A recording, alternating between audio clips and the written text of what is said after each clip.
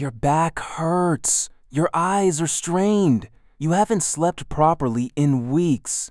You eat, you sit, you scroll, you sleep. And somehow, your body still feels like it's falling apart. Now, consider this.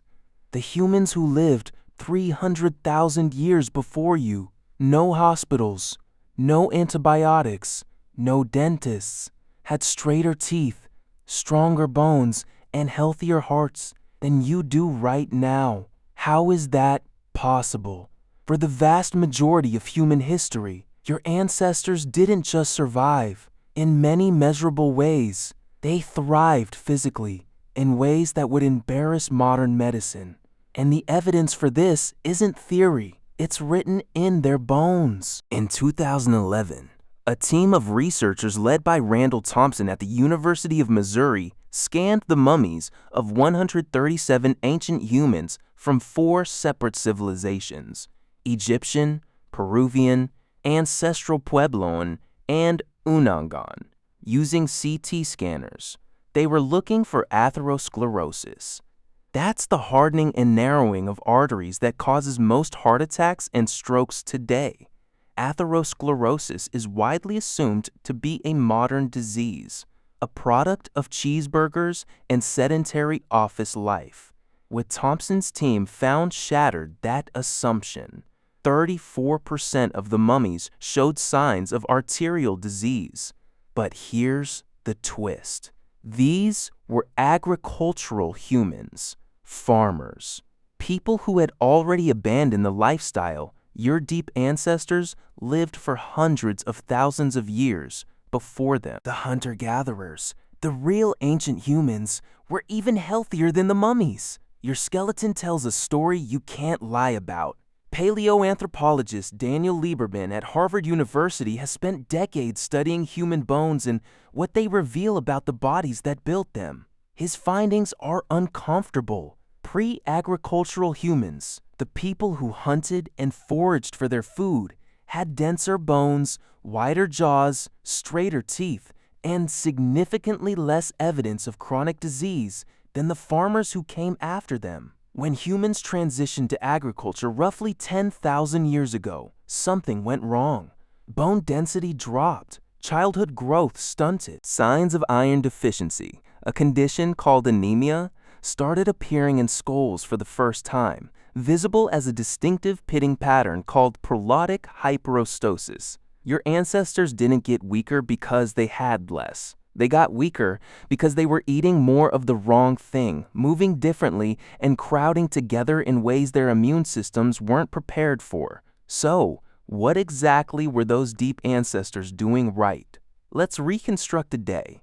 You wake up without an alarm. Your body rises when its internal clock tells it to, aligned to the light, to the season, to the temperature of the air around you. Anthropologist Jerome Siegel at UCLA studied the sleep patterns of 3 modern hunter-gatherer groups: the Hadza of Tanzania, the San of Namibia, and the Tsimane of Bolivia in the 2010s. What he found wasn't what anyone expected. These groups slept only 6.9 to 8.5 hours per night on average, not more than modern people, but the quality was categorically different. They fell asleep as temperatures dropped in the evening and rose naturally as dawn warmed the air. No artificial light was disrupting their melatonin. No screens were keeping their brains alert at midnight. Their sleep architecture, the deep restorative stages of sleep, was intact in ways that most modern humans never achieve.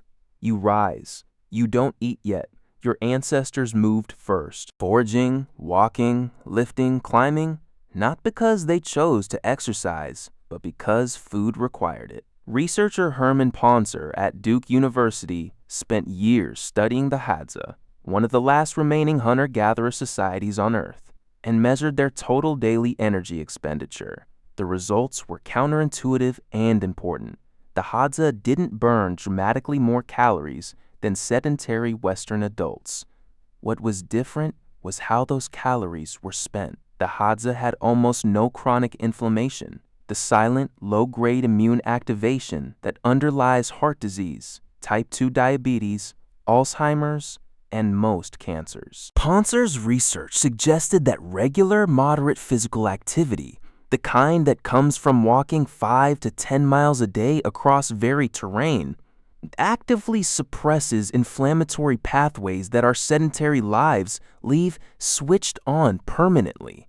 Your ancestors also ate differently, not better in a simple sense. Their diets varied enormously depending on where they lived.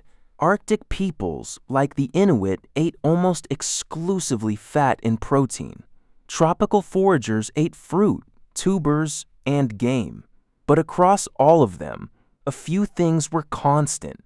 They ate no refined sugar, no refined grains, no seed oils processed at industrial scale, no food engineered in a laboratory to override your satiety signals and make you keep eating past fullness. Anthropologist Weston A. Price traveled the world in the 1930s, documenting indigenous populations who had not yet adopted Western diets. Group after group showed the same pattern: perfect dental arches, no cavities, no crowded teeth, and robust facial bone structure. The moment those same communities adopted white flour and refined sugar, sometimes within a single generation, their children's teeth began to crowd, decay, and fail. The jaw literally changes shape when it is not working hard enough to process real food. Then there is the microbiome. Inside your gut, roughly 38 trillion bacteria are trying to keep you alive. Your ancestors' gut microbiomes were staggeringly more diverse than yours. Fire talk, she called it. After dark, around the campfire, the group would tell stories, sing, laugh, and share emotional information. Gossip, conflict resolution, moral lessons wrapped in narrative. This wasn't entertainment. It was a social immune system.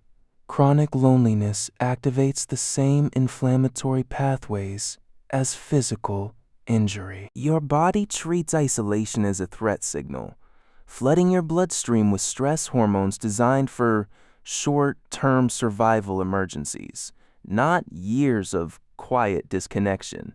Your ancestors were almost never alone. Here's the uncomfortable reframe.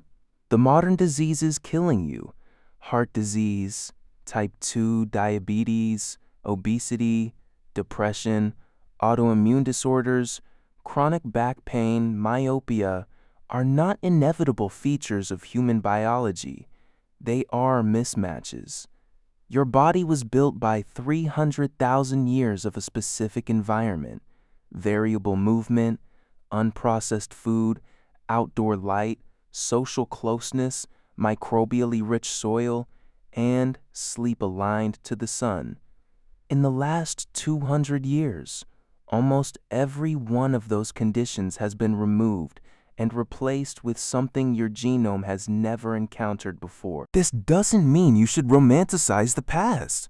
Your ancestors died of infections you can cure in 3 days. They died in childbirth. They died of injuries that a modern emergency room would fix in an hour. Life expectancy was shorter, not because their bodies were inferior, but because the threats were different. The ancient body was exquisitely suited to its world. The modern body is the ancient body, dropped into a world it was never built for. The evidence is in the bones. The bones don't lie. Denser, straighter, cleaner arteries, wider jaws full of teeth that never needed a dentist. Not because ancient life was easy. It was brutal in ways you can barely imagine. But because the body that carried your ancestors through it was moving the way it was designed to move, eating what it was designed to eat, sleeping when the sky told it to, and surrounded by the people it was designed to be around. Your back hurts. Your eyes are strained. You haven't slept properly in weeks. And somewhere in the marrow of those 206 bones holding you together right now, the blueprint for something far more resilient than this is still waiting.